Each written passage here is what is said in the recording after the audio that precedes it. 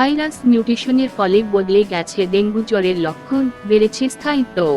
নভেম্বরের মাঝামাঝি এসেও কমছে না প্রকোপ। এমনকি প্রাদুর্ভাব আরও দীর্ঘায়িত হওয়ার শঙ্কায় স্বাস্থ্য অধিদপ্তর।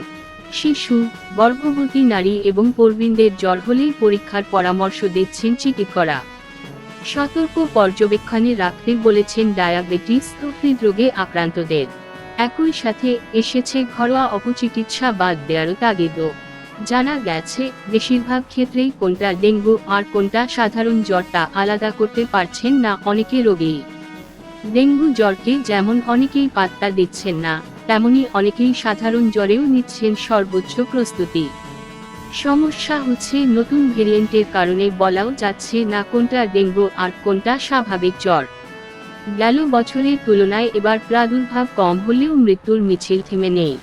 যদিও বছরের এই সময়ে এসে ডেঙ্গুর প্রাদুর্ভাব থাকার কথা না, তবে কি ডেঙ্গু জ্বরের ব্যাপ্তি বছরব্যাপী হয়ে যাচ্ছে।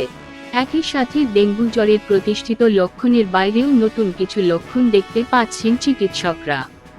বিষয়টি নিয়ে কথা হয় মেডিসিন বিশেষজ্ঞ অধ্যাপকরা এ.কে.এম. শামসুল কবিরের সাথে। তিনি বলেন, প্রচুর রোগী আসছেন ডায়রিয়া নিয়ে। ডায়রিয়া জ্বর, দেখা গেল ডেঙ্গু পরীক্ষায় তারা পজিটিভ। আবার অনেকেই আসছে বুকে ব্যথা নিয়ে, কিন্তু নিউমোনিয়া বা হার্ট অ্যাটাকের সমস্যা নয়। পরে দেখা যাচ্ছে তারও ডেঙ্গু পজিটিভ। তিনি বলেন, এমন রোগীও আসছে তার প্লাটিলেট লেভেল কম কিন্তু পরীক্ষায় দেখা যাচ্ছে ডেঙ্গু নেই। ডেঙ্গু রোগীদের হাত পা ফুলে যাচ্ছে, যেটি আগে ছিল না। স্বাস্থ্য অধিদপ্তর বলছে, এবারের ডেঙ্গুর প্রাদুর্ভাব দীর্ঘায়িত হতে পারে আরও মাস দুয়েক। সেজন্য দিয়েছে মশক নিধনের তাগিদ।